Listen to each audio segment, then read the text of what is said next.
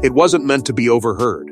Not by aides, not by cameras, and certainly not by the world. But in a fleeting moment that felt almost too raw to be real, Princess Charlotte looked up at her mother, future queen, beside future queen, and said the words that would quietly shake the monarchy to its core. Words so simple, yet so powerful. They hinted at a future no one was prepared for. Before we go deeper into what this really means for the royal family, make sure to subscribe so you don't miss a single update. It happened in the kind of silence that rarely exists in royal life, a rare pause between duty and expectation, where titles momentarily loosen their grip, and a mother is simply a mother, and a daughter simply a child. No grand audience, no polished speeches, just a quiet exchange, unguarded and unfiltered. And yet, in that fragile stillness, Charlotte's voice carried something far heavier than innocence. It wasn't loud, it wasn't rehearsed, but it held a clarity that felt almost deliberate. I want to be just like you when I'm queen. Not if, not maybe, when. And in that single word, something shifted. Because Charlotte didn't hesitate. She didn't stumble over the weight of what she was saying. There was no playful curiosity in her tone, no fleeting fantasy of crowns and ceremonies. There was certainty. A kind of quiet conviction that seemed to belong to someone far older. Someone who understood at least in part the path she was naming. And for Catherine, that realization didn't land gently. It struck something deeper. Something unspoken. For a split second, the composure the world has come to admire in her seemed to falter. Not outwardly. Not in a way anyone could easily point to, but enough to reveal that this moment was not as simple as it sounded. Because this wasn't just admiration. It couldn't be. Not entirely. Admiration is light, effortless, often fleeting. But this carried weight. It carried intention. It hinted at a shaping identity. At a child already internalizing the expectations, the pressures, the invisible rules that define royal life. And Catherine knew those rules better than anyone. She knew what it meant to become something the world demanded, to slowly reshape yourself until the line between who you are and who you must be becomes almost impossible to see. And now, standing in front of her, was her daughter watching, learning, absorbing. What made it even more unsettling was the uncertainty of who else might have heard. In a world where every word can be recorded, repeated, and reinterpreted, even the most private moments are never truly safe. Was there a staff member nearby? A passing aide? Someone who would carry this quiet exchange into whispered conversations behind palace doors? Because within the monarchy, unscripted moments are not just rare, they are dangerous. They reveal too much. They disrupt the carefully constructed image. And this moment, however small it seemed, had the potential to ripple far beyond that room. And yet, beneath the tension, beneath the quiet unease, there was something else, something almost impossible to ignore. A sense that this was not the beginning of something, but the continuation of it.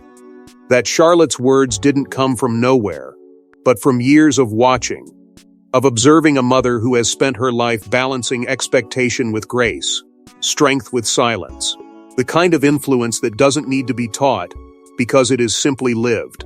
And perhaps that is what made it so powerful and so frightening. Because in that one sentence, Charlotte didn't just express admiration. She revealed alignment, a quiet, unspoken understanding of a role that has defined generations. And for Catherine, that realization carried a question she could not yet answer, a fear she could not yet name.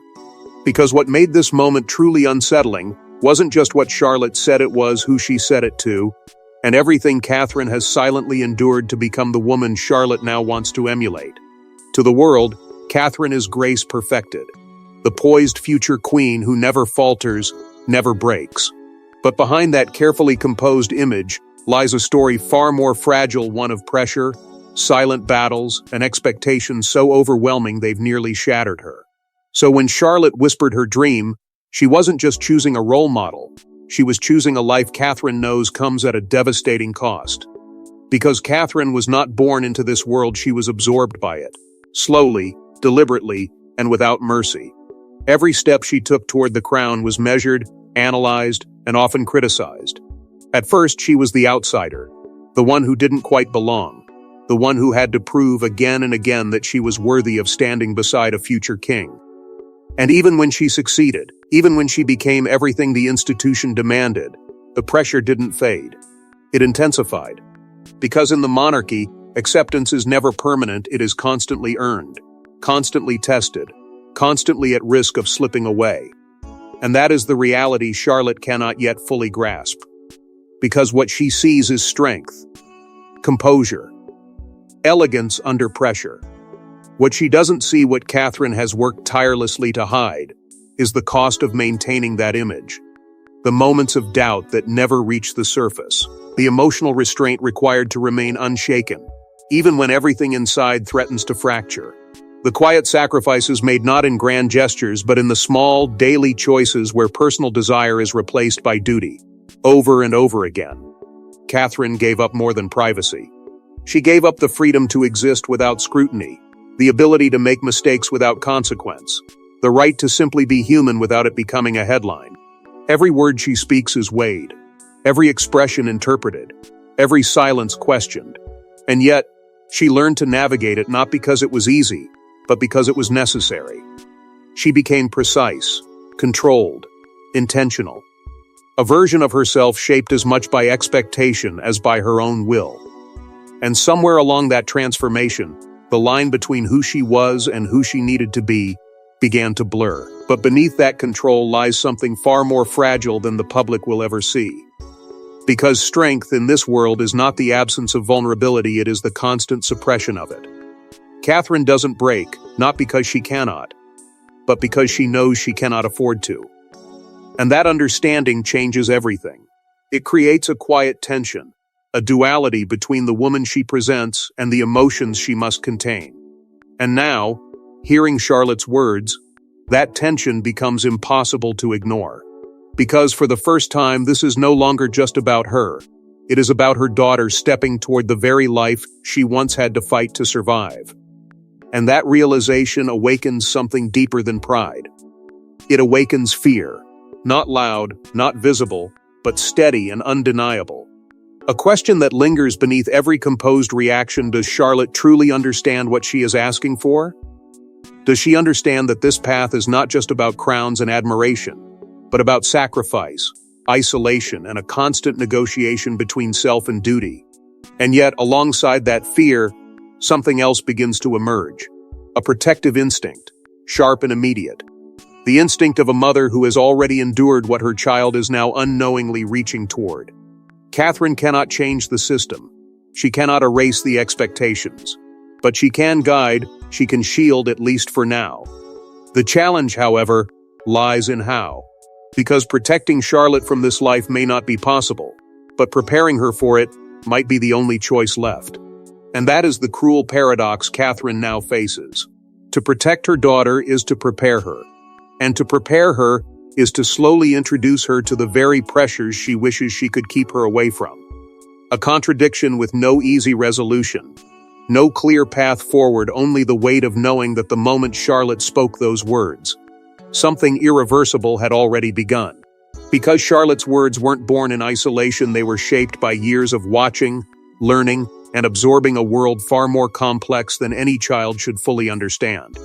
She may still be a child in the public eye, but behind palace walls, Princess Charlotte is something else entirely.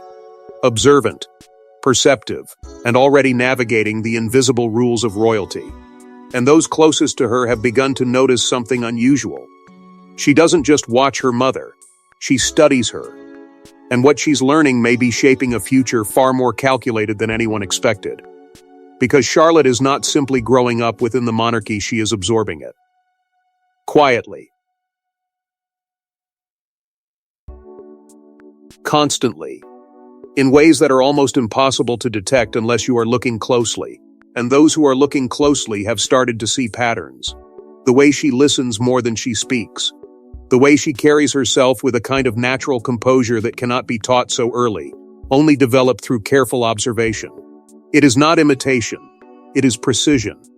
A child learning not just what to do, but when. and more importantly, what not to reveal. There is a confidence in her, but it is not loud or attention-seeking.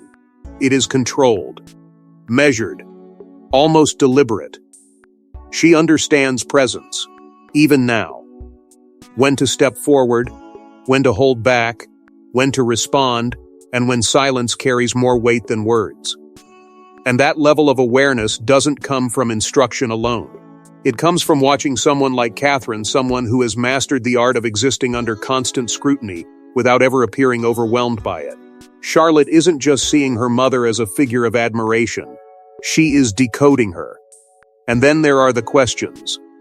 The kind that linger longer than they should. The kind that suggests she is thinking beyond the surface. Not simple curiosity, but layered curiosity. Why things are done a certain way. Why certain words are chosen carefully. Why some moments are shared, while others are kept hidden. These are not the questions of a child content with simple answers. These are the questions of someone trying to understand the system itself. And within palace circles, that has not gone unnoticed. There is already a quiet whisper beginning to form around her, subtle, cautious, but persistent. That she is different. Not in a way that disrupts, but in a way that sharpens. That she is not just adapting to royal life, but internalizing it faster than expected. And in an institution where predictability is prized, anything unexpected, even if it appears promising, creates unease. Because potential, especially at such an early stage, is unpredictable. And unpredictability is something the monarchy has never been entirely comfortable with. Her relationship with her father adds another layer to this quiet evolution. With him there is warmth, ease, a sense of safety, but even within that there is structure. Expectation. A subtle understanding that while she is his daughter, she is also something more. Something that carries responsibility. And Charlotte seems to navigate that balance with surprising clarity. She is affectionate, but never unaware. Present, but never careless. It is as if she already understands the duality of her role child and future figure. Innocence and expectation existing side by side. What's emerging is not just discipline, but restraint, emotional awareness that goes beyond her years. The ability to hold herself steady even in moments where most children would simply react. And that restraint, that control, is often mistaken for maturity. But it may be something deeper, something shaped not just by personality, but by environment, by constant exposure to a world where every action carries meaning, and every misstep carries consequence. And this is where it becomes unsettling. Because Charlotte is not just growing into her role, she is preparing for it, whether she realizes it or not. Each observation, each question, each quiet moment of understanding is building something beneath the surface. Something that explains why her words to Catherine did not sound like a fleeting thought, but like a quiet declaration. Because admiration alone doesn't explain the intensity behind her words. Because to understand Charlotte's declaration, you have to understand the invisible weight of the crown she is destined to inherit. The crown has never been just a symbol. It is a burden, a silent contract that rewrites lives before they're fully lived. And for every royal who has worn it or stood close to it, there are stories of isolation, pressure, and expectations so relentless, they reshape identity itself. So when Charlotte spoke of becoming queen, she wasn't just dreaming. She was unknowingly stepping into a legacy that has broken even the strongest among them. Because the crown does not wait for readiness. It does not ask for consent. It arrives with expectation already attached, already defined, already enforced. Across generations, it has taken individuals each with their own identity, their own desires, their own sense of self, and slowly reshaped them into something else. Something controlled, something enduring, something that belongs less to themselves and more to the institution they represent.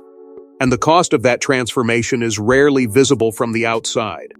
What appears as privilege is often pressure in disguise.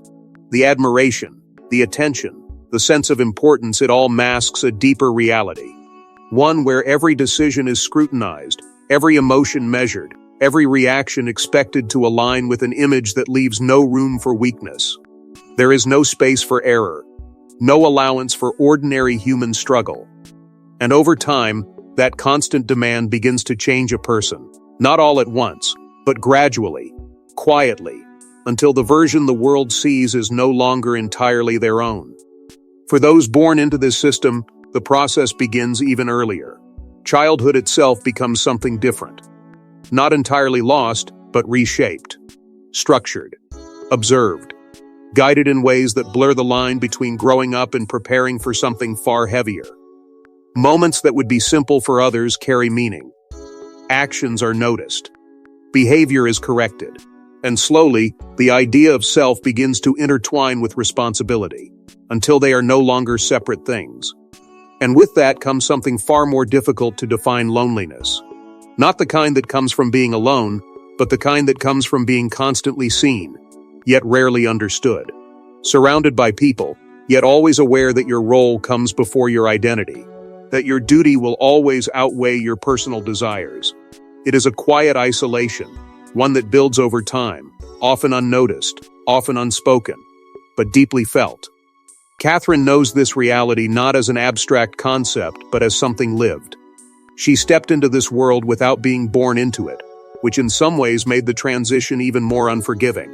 She had to learn quickly, adapt constantly, and prove herself in ways that left little room for missteps.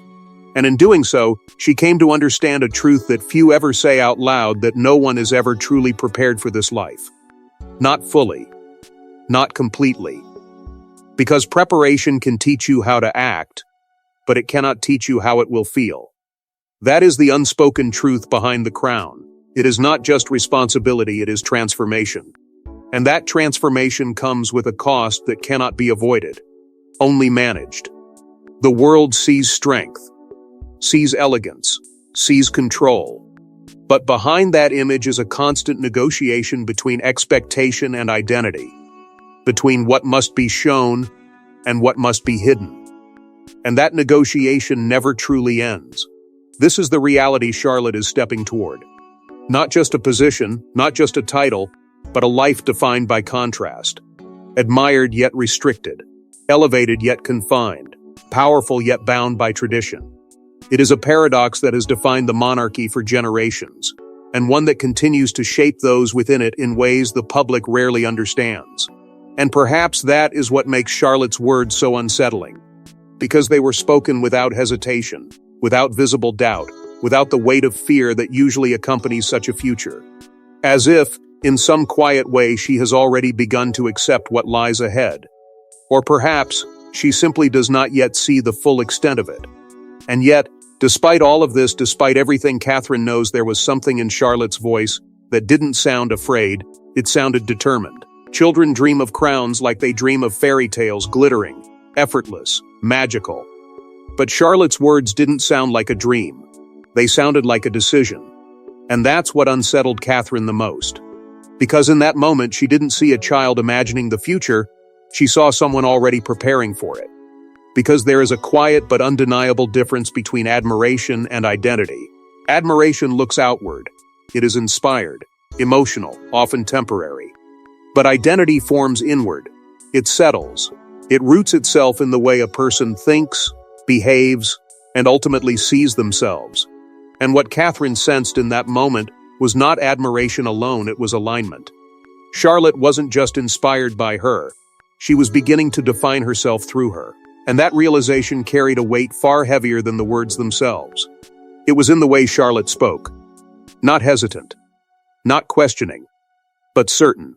As though she had already processed what that future meant, at least in the way her young mind could understand it and accepted it.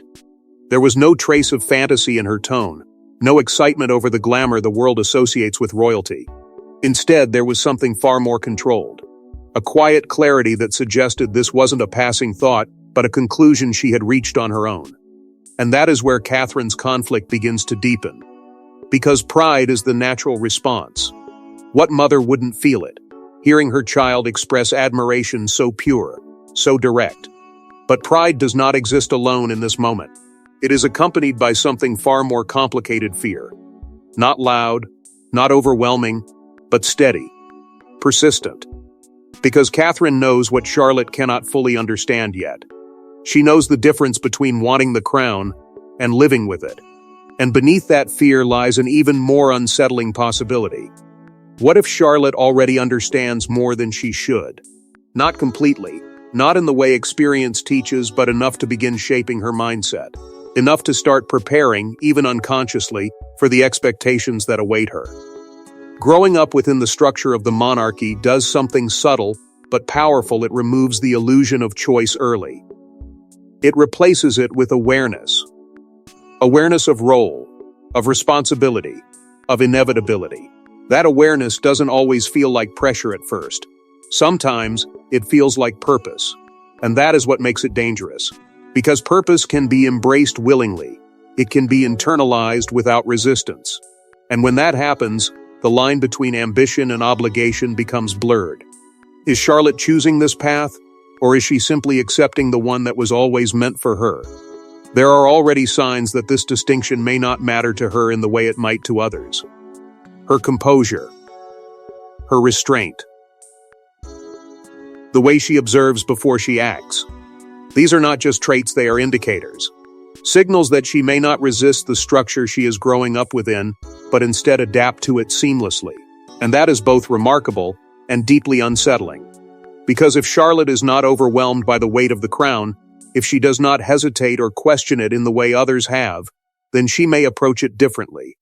Not as a burden to endure, but as something to embrace. And that changes everything. It challenges the patterns that have defined generations. It introduces a possibility that the monarchy itself may be met with a different kind of mindset, one that is not shaped by resistance, but by readiness. And for Catherine, that realization carries a question she cannot yet answer. Is this strength, or is it something else entirely? Something shaped too early, too deeply, by a system that does not wait for childhood to unfold naturally. Because if Charlotte's determination was quietly forming behind the scenes, then the question becomes even more unsettling. What happens when the world begins to notice? Within the palace, nothing goes unnoticed. Every word, every gesture, every shift in tone is quietly observed and analyzed. So when whispers of Charlotte's declaration began to circulate, it didn't take long for concern to ripple through royal corridors. Because this wasn't just a child speaking, it was a glimpse into the future. And for some, it was a future that raised more questions than comfort. Because inside the monarchy, moments like these are never treated as isolated. They are examined, interpreted, and quietly dissected for what they might reveal beneath the surface. A single sentence, spoken in innocence, can be redefined as insight, as signal, as something that hints at what is coming next. And Charlotte's words, simple as they seemed, carried implications that extended far beyond the moment itself. To those within the institution, it was not just about what she said, but what it suggested. About her mindset, about her awareness, about how early that awareness might be forming. There is an unspoken understanding within palace walls that the narrative must always remain controlled, carefully shaped, carefully protected. Because perception is not just important, it is everything. The monarchy survives not only on tradition, but on the image it projects to the world. Stability, continuity, predictability. And anything that threatens to disrupt that image, even subtly, is treated with quiet urgency. Not panic, but something close to it. Controlled concern, managed behind closed doors. And this is where Charlotte's declaration begins to take on a different meaning. Because unpredictability, especially in someone so young and so central to the future of the institution, is not easily dismissed. It raises questions that are difficult to answer. Is this simply a child expressing admiration? Or is it an early indication of something more defined? Something that could shape how she will approach her role in the years to come? These are not questions that can be ignored. Not in a system built on anticipation and preparation. Conversations begin. Not formally, not publicly, but quietly, carefully. The kind that never leave records, never reach beyond a small, trusted circle. Discussions about upbringing, about exposure, about how much Charlotte is seeing, how much she is understanding, and whether that understanding is developing too quickly. Because there is a delicate balance that must be maintained between nurturing a future leader and protecting a child's sense of self. And that balance is becoming increasingly difficult to define. At the center of it all are two perspectives that do not entirely align. William, shaped by his own experience, understands the weight of expectation perhaps more intimately than anyone. He knows what it means to grow up under constant observation, to carry a role before fully understanding it. And there is a part of him that recognizes Charlotte's awareness as something inevitable, something that cannot be entirely prevented. But Catherine sees it differently. For her, the instinct is not acceptance, it is protection. To slow it down, to preserve what can still be preserved. And within that difference lies tension. Not conflict in the way it might appear on the surface, but a quieter kind. One that exists in decisions not yet made, in conversations not yet fully resolved, because both understand the stakes, both see what is unfolding, but they do not entirely agree on how it should be handled. And in a system where tradition often dictates the path forward, even the smallest divergence in perspective carries weight. Because beneath it all, there is a larger question beginning to take shape, one that extends beyond Charlotte herself. A question about the future of the monarchy, about whether it will continue to follow the patterns that have defined it for generations, or whether something new is beginning to emerge. Something less predictable, something less controlled. And yet, while the palace worked quietly to contain the meaning behind those words, Catherine was left facing a far more personal dilemma, one that no protocol could guide her through. How do you protect your child from a life you cannot escape yourself?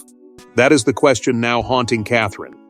Because Charlotte doesn't just admire her, she wants to become her. And in that desire lies a painful paradox. To encourage her daughter is to lead her toward the same sacrifices. But to discourage her may mean denying the very strength Catherine has spent years building. Because Catherine is no longer standing in just one role. She is no longer simply the composed figure the world sees, nor only the woman who learned how to survive within an institution that never bends. Now, she stands at the intersection of two identities that refuse to separate mother and future queen. And for the first time, those identities are pulling her in opposite directions. One demands preparation, the other demands protection, and neither allows for compromise without consequence. As a mother, her instinct is immediate, almost instinctive in its urgency. To shield, to slow time, to preserve the fragile space where Charlotte is still just a child, untouched by the full weight of expectation. Because Catherine knows how quickly that space can disappear. She lived it, not as a child, but as someone who was forced to adapt rapidly, to grow into something larger than herself before she could fully understand what that transformation required. And now, watching Charlotte take even the smallest step toward that same path, it feels as though time is moving too fast, as though something precious is already slipping away. But as a future queen, Catherine knows something else, something far less comforting. She knows that delay is not protection, that avoiding the reality of what lies ahead does not make it disappear. Because the crown does not wait, it does not adjust, it does not soften its demands simply because a child is not ready. And so the question becomes more complicated, more painful. Not whether Charlotte should be prepared, but how and at what cost. Because preparation itself is a form of transformation. It requires introducing truths that cannot be taken back. It requires guiding Charlotte into an awareness that will change how she sees herself, how she sees the world, how she understands her place within it. And once that awareness begins, it does not stop. It builds, it deepens, it reshapes. And Catherine knows that better than anyone. There is also a fear that lingers beneath everything else, quieter but no less powerful. The fear that Charlotte's childhood may not simply fade but be replaced, that innocence may give way not to experience, but to responsibility. That moments of freedom may become moments of expectation, and that the version of Charlotte who speaks so confidently now may over time begin to carry a weight she never chose, but has already begun to accept. And yet there is no clear alternative. Because to hold Charlotte back entirely would be to deny her something equally important, the strength, the resilience, the understanding that Catherine herself had to fight to develop. To pretend that this life can be avoided would be a different kind of harm, a different kind of unpreparedness. And so Catherine finds herself caught between two impossible choices, both leading to consequences she cannot fully control. This is where the emotional weight becomes almost unbearable. Because this is no longer about titles or tradition or public perception. This is about a relationship, a bond between mother and daughter that is now being shaped, quietly but irreversibly, by something far larger than both of them. Every word Catherine chooses, every reaction she gives, every moment she either encourages or restrains, it all matters. More than it ever has before. And somewhere within that realization lies another truth, one that is both grounding and deeply unsettling. That this moment, this seemingly simple exchange, may become a defining point. Not just for Charlotte's future, but for how Catherine guides her into it. A moment where everything begins to shift, even if nothing outwardly appears to change. Because whether Catherine is ready or not, one truth is becoming impossible to ignore. Charlotte is already stepping into a role that cannot be undone. History doesn't wait. It unfolds quietly, often in moments that seem insignificant until they're not. And Charlotte's words may one day be remembered as the moment everything began. Because what if this wasn't just a child's admiration? What if it was the first sign of a queen who will redefine everything the monarchy has ever known? Because what makes this moment so powerful is not just what was said, but what it suggests about what is coming. The monarchy has always relied on continuity, on the idea that each generation follows the last, preserving tradition while carefully adapting to change. But Charlotte does not feel like a simple continuation. There is something about her presence, her awareness, her quiet certainty that hints at something different. Not a break from the past, but a shift within it. And that shift begins with influence. Because Charlotte is not shaping her understanding of the crown in isolation, she is shaping it through Catherine. Through everything she has observed, everything she has internalized, everything she has quietly learned from watching a woman who has redefined what it means to stand within the monarchy without losing control of herself.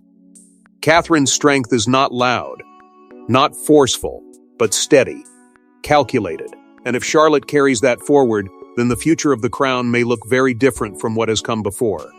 There is a possibility emerging here, one that feels both promising and uncertain.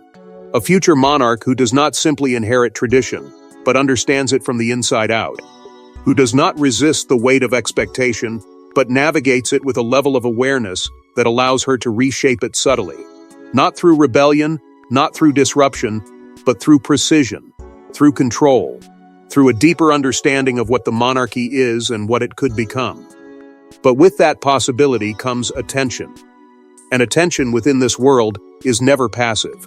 The moment Charlotte begins to be seen not just as a child, but as a future figure of influence, everything around her changes. The way she is observed, the way she is interpreted, the expectations that begin to form long before she is ready to carry them. Because the world does not wait for a future queen to grow into her role, it begins shaping her long before she fully understands it herself. And those expectations are already beginning to take shape. Quietly. Subtly. In the way people speak about her, in the way her actions are noticed, in the way even her smallest gestures are given meaning. There is an anticipation building, one that is difficult to measure but impossible to ignore. A sense that something is unfolding, even if no one can yet define exactly what it will become. At the center of all of this is a question that remains unanswered. Will Charlotte follow the path that has been laid out before her, stepping into the role as it has always been defined? Or will she transform it, not by rejecting it, but by approaching it differently? Because transformation does not always come from breaking away, it can come from understanding something so completely that it begins to change from within. And that is where the uncertainty lies. Because change, even when it is subtle, is never entirely predictable. And in an institution built on control, unpredictability carries both risk and possibility. Charlotte represents both, a continuation of legacy and the potential evolution of it. And the balance between those two forces will define not just her future, but the future of the monarchy itself. So the moment she spoke those words may not just be remembered as something emotional, something personal, something fleeting. It may be remembered as the first signal, the first indication that something new had already begun to take shape beneath the surface, long before the world was ready to fully recognize it. And as the world continues to speculate, one final question lingers in the silence left behind that moment. Sometimes, the most powerful moments don't come from grand speeches or historic events, but from quiet, unguarded truths. Charlotte's words may have lasted only seconds, but their impact could echo for generations. Because in those few simple words lies a future filled with promise, pressure, and a destiny that is already beginning to take shape. Because what was spoken in that brief exchange did not disappear when the moment passed, it settled. It lingered. It became something larger than itself. Not because of its volume, but because of its meaning. Words like those do not fade easily, especially within a system where every hint of the future is quietly held, examined, and remembered. And this one carried something undeniable. A signal. A suggestion that the next chapter may already be unfolding, long before anyone is ready to fully acknowledge it. For Catherine, the imprint of that moment does not simply exist in memory, it exists in feeling, in the quiet spaces where her thoughts return to it, again and again. Not questioning what Charlotte said, but what it means. Because beneath the pride, beneath the emotional pull of hearing her daughter speak with such clarity, there is something deeper, a recognition that this was not just admiration being expressed, but something being passed forward. Not a title, not a position, but a form of strength, the kind Catherine had to build piece by piece, often in silence, often under pressure that could not be shared. And that is where the weight of this moment truly begins to settle. Because what Charlotte sees in her mother is not just grace, it is resilience.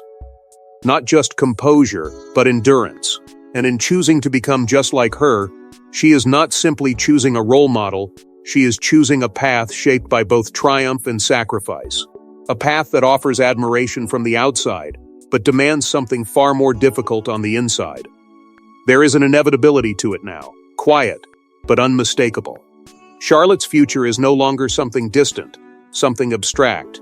It has begun to take form even in the smallest ways. In her awareness, in her confidence, in the way she speaks about what lies ahead as though it is already part of her identity. And while that may bring a sense of strength, it also brings uncertainty. Because knowing the path does not mean understanding where it leads. And that is the question that now lingers: what kind of queen will she become? Will she carry the same quiet strength as Catherine, shaped by patience and control? Or will something within her evolve differently, creating a version of leadership that has not yet been seen? Because every generation leaves its mark, not by repeating the past, but by responding to it. And Charlotte, in her own quiet way, may already be preparing to do exactly that. At the center of it all, however, is something far more personal than legacy or transformation. It is the bond between a mother and a daughter, now intertwined with something neither of them can fully separate from. Every lesson, every moment, every shared understanding will carry a new weight. Because this is no longer just about guidance, it is about shaping a future that cannot be undone once it fully begins. And perhaps that is what makes this moment so haunting. Not because of what was said, but because of what it set into motion. A quiet shift. A subtle beginning, the kind that does not demand attention, but eventually becomes impossible to ignore. The monarchy itself may not change overnight, but something within it already has. Something that started with a single sentence, and may one day redefine everything. Because the real story isn't what Charlotte said, it's what she will do next, and whether the world is ready for the queen she is already becoming. Thanks for watching. Please don't forget to like and subscribe, and we will see you in next one.